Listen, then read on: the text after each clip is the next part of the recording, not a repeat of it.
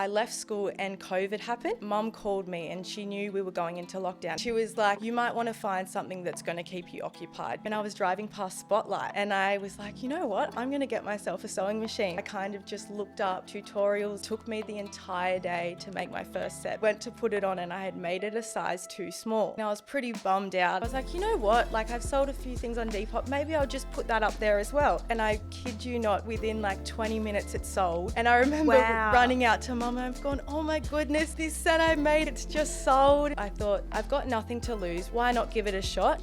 Welcome back to the We Are Sage podcast, a space for real conversations, practical advice, and that sense of empowerment you've been searching for.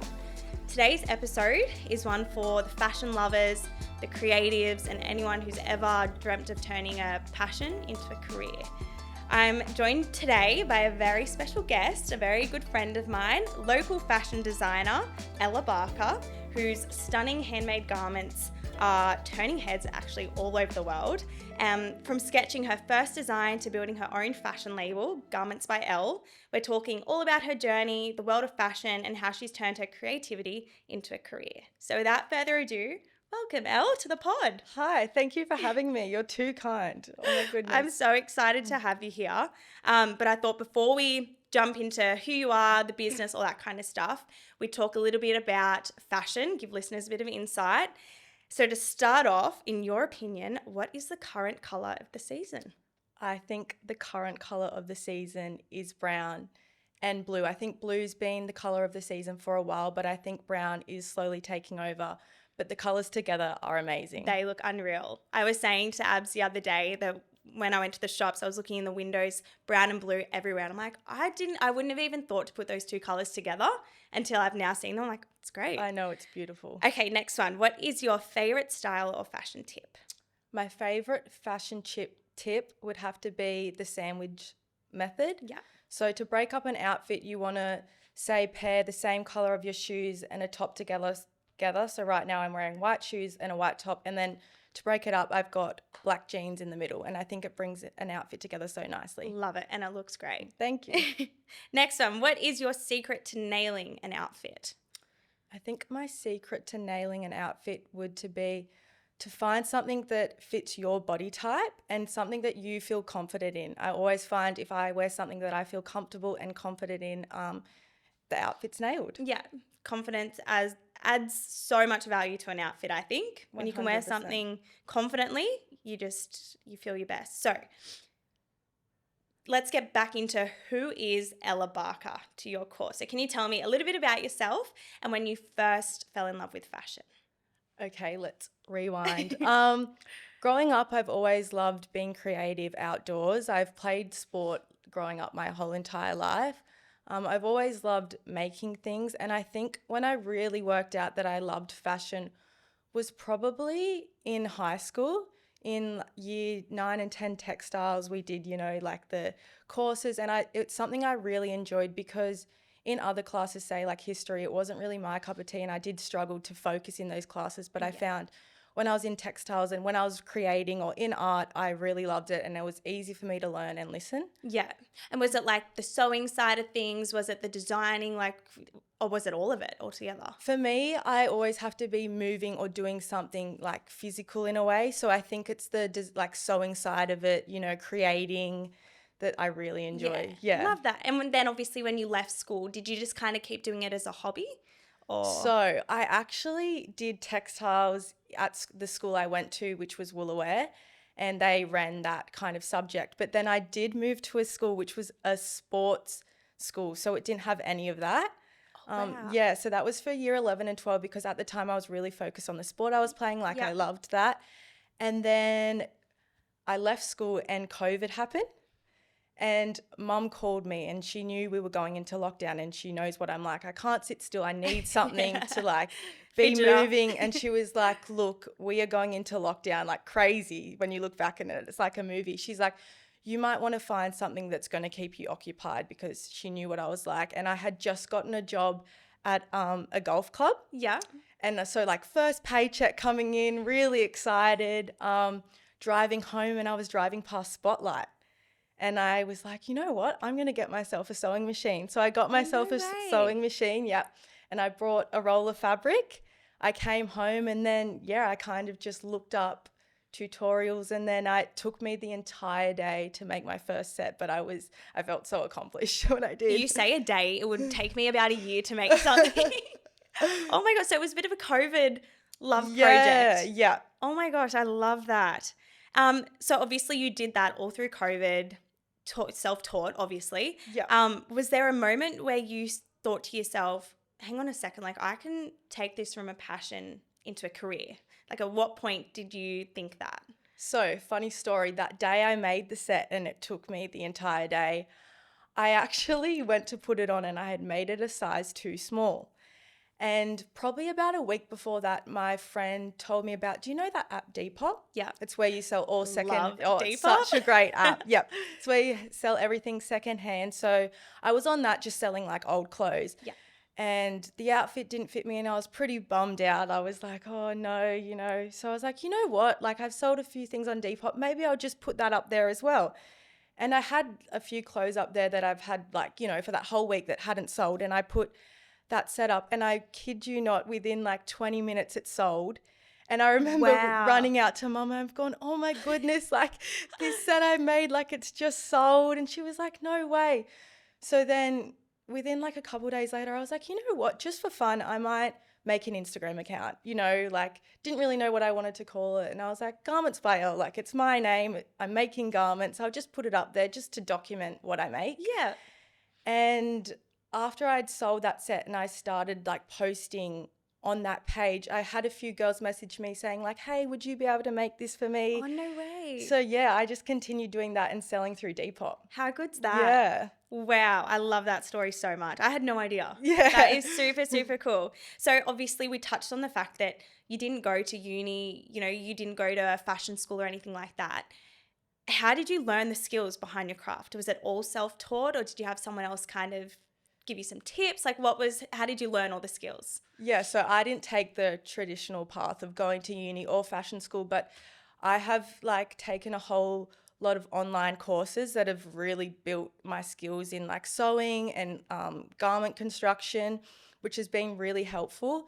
And I just think there's always room for growth and I'm like still learning now. But I think it's really important. Like my biggest lesson is what I'm doing right now, and that's building my business. Yeah, absolutely. So what's one thing, tell me, that you know now that you wish you knew when you were 15 looking back? I think when you're 15, it's really easy to get caught up in like, you're in high school, what's trending, what's cool, what's not. I think it's important to realize that everyone's idea of normal is different.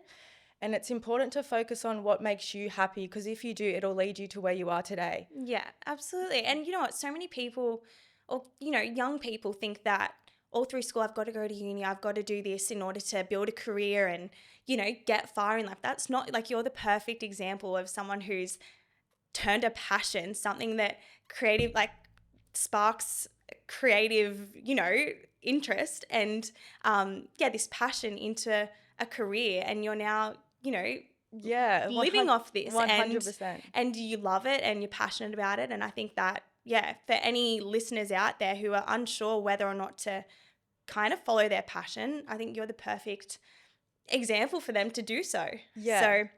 So I do want to touch on now, you obviously own your own and run your own fashion label, Garments by Elle, which, by the way, has like a combined following of over 30,000 on social media, which is unbelievable. Thank you. But tell me, Elle, what inspired you to start your own label? I think I've always just been really driven and wanted to do something for myself. I kind of knew that I didn't really want to like work for someone else. I was always inspired to, find what's out there and like create new things. So I think when I started selling these garments on Depop, I thought, you know what, like I've got nothing to lose. We're in COVID, and I kind of spoke to Mum. I was like, why don't I just create a website? And I just think it's really important to feel uncomfortable, because that's how you grow.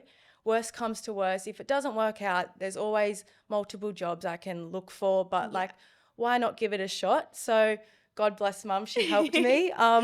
We created shout a website. Shout out to Mum. Yeah, shout out. My biggest supporter, and my dad as well. So yeah, I created a website, and then I did take like an online TAFE course. And then from then on, I've just been doing it ever since. Oh my God, it's amazing. And I'm sure that there were a lot of challenges that kind of came with taking that leap. Talk me through a few of those challenges. So yeah, the first one would be kind of, I think, worrying about what other people think, because you, as much as you don't want to, you do kind of do it. So it's important not to. Also, like having no income, because I did have a job and I just got a job. I thought, like I'm going to be quitting this job. I probably won't have like a stable income for a bit because I am building a brand. But I think I'm very like grateful. Like I'm brought up in a family that supports me. I have a roof over my head. And I think a lot of people, if they were in my position, would do the same. Like if you have the opportunity, it's important to like better yourself and grow and to take that opportunity. Like there's no point sitting back and doing nothing about it, because there's so many other people out there that like, would love to have that opportunity. Yeah. So, yeah. Absolutely. Oh, and I wanted to touch on, all of your garments are handmade, which absolutely blows my mind. Can you walk us through the process of creating one of your pieces, from kind of the idea, the design, to that final stitch? Yes, of course. So, as they say, like when you're going to sleep or you're in the shower, that's when you're kind of thinking the most. So I would say most ideas come to me whilst probably like I'm going to bed or I'm in the shower. So I always have like a notebook, like a sketchbook with me. And if I think of something, I'll just start with sketching that like idea down, or even just writing in my notes what I am envisioning. Yeah. And then I will go on and get like cheaper fabrics and create what someone would call like a toile. And you use those fabrics to create like the base of a design.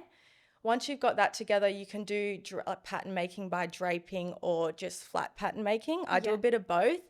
And then from there on, once you've constructed that and you've got that together, that can be very tedious, and there is a lot of trial and error. Don't get me wrong. Like I have made a lot of things and it just isn't what I love, so I don't go ahead with it.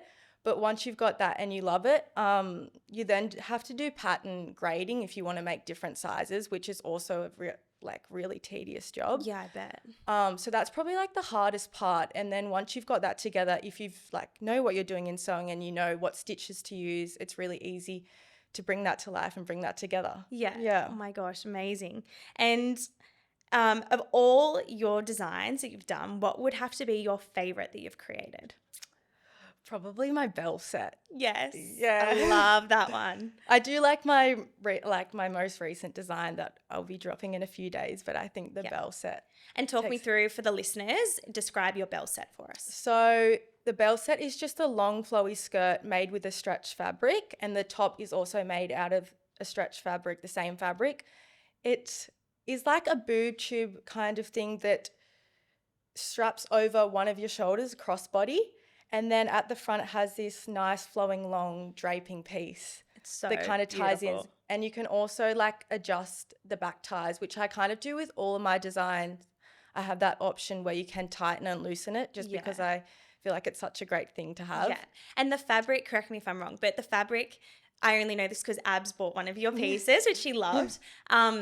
But it's also very like stretchy and able to kind of fit a lot of different probably body shapes and types. Yeah. Is that like, an incentive for you to? 100%. I really like making all my garments adjustable, and like, because everyone's body shape is different. You can be a size 8, but someone that also is a size 8 can be, shorter or taller and really different. So I think it's really great to have that, stretch to give that. Yeah. Yeah. 100%. And how do you stay inspired and come up with new designs when, there's trends out there, the fashion world's ever changing? How do you stay inspired? I think I just stay true to myself and do what I love, because it's something that I love creating. And at the end of the day, I never really compare my work to others. Yeah. Like, I know people say my designs are very unique, and that's something that I love. Like, so yeah. They absolutely are. They're so unique.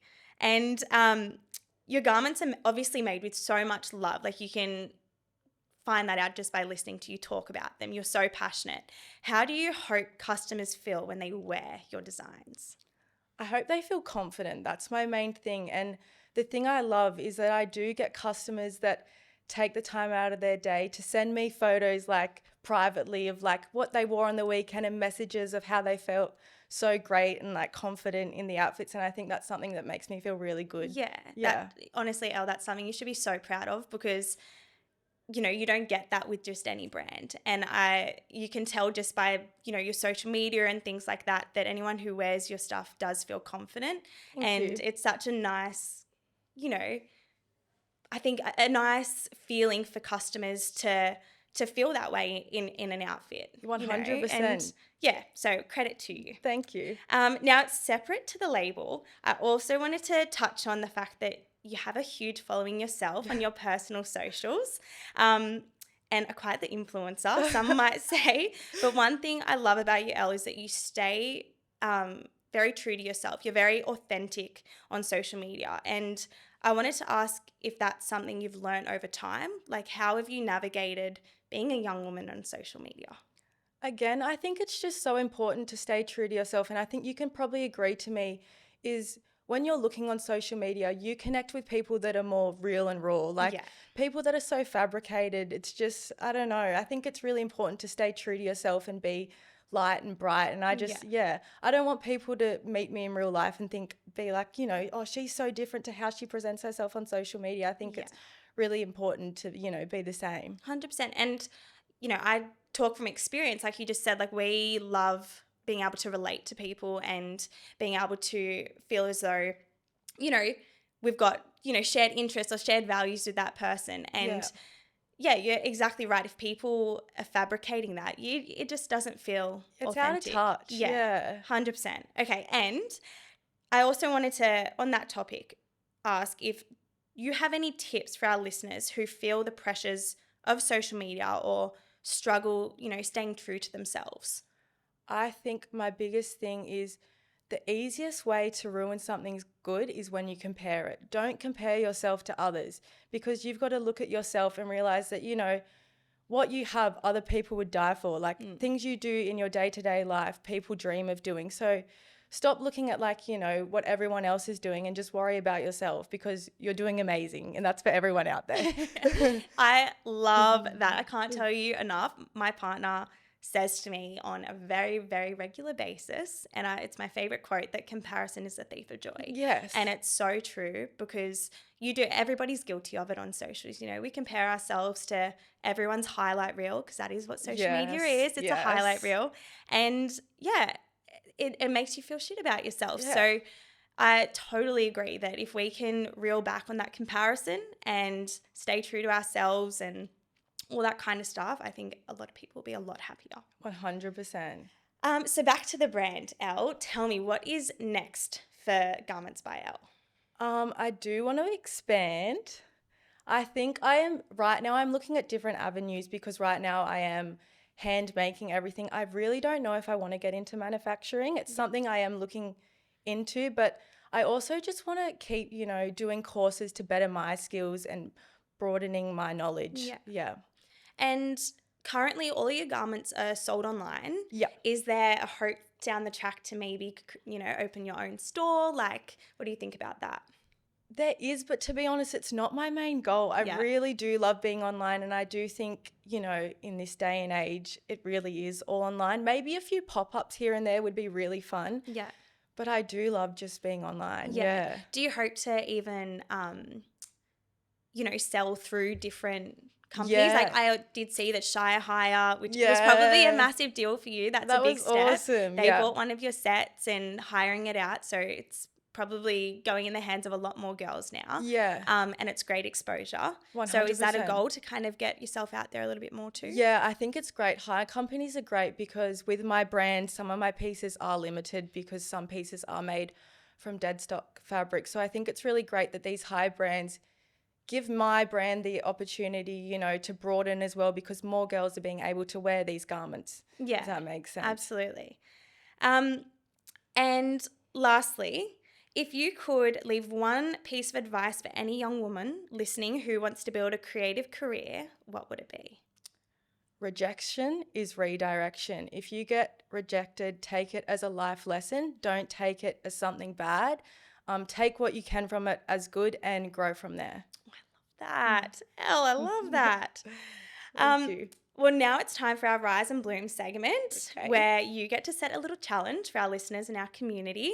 It can be a daily habit or a wellness practice, something that you think will in some way enhance their life. So with that said, Elle, what is your challenge to our listeners? I think my challenge would be to set a little achievable goal for yourself every day to feel accomplished, because that will lead you to achieving that bigger goal that you might have set. So, for example, not this, but if you wanted to say save $100, if you set yourself the goal of saving $1 every day, which is a lot easier, you will feel achieved, and then by the time you know it, you've achieved that massive goal that you set yourself. Because I think it's really important to set goals, but sometimes they can feel so out of reach if they're so big. So if you set little achievable goals to reach that, you'll feel really great about yourself, and then you achieve that goal as well. Love it. I love it. That is so good. Well, Elle, before we go, we've introduced a bit of a theme within our brand, our Love Heart theme. Fun. And every guest that comes on our podcast gets to sign off with a little love heart on our canvas. Yay. And over time, we're going to watch it grow and be able to look back on all the women who have, played a part and shaped, our community in some way. So what I will get you to do is sign so off with your exciting. hand-drawn love heart on our canvas. Thank you.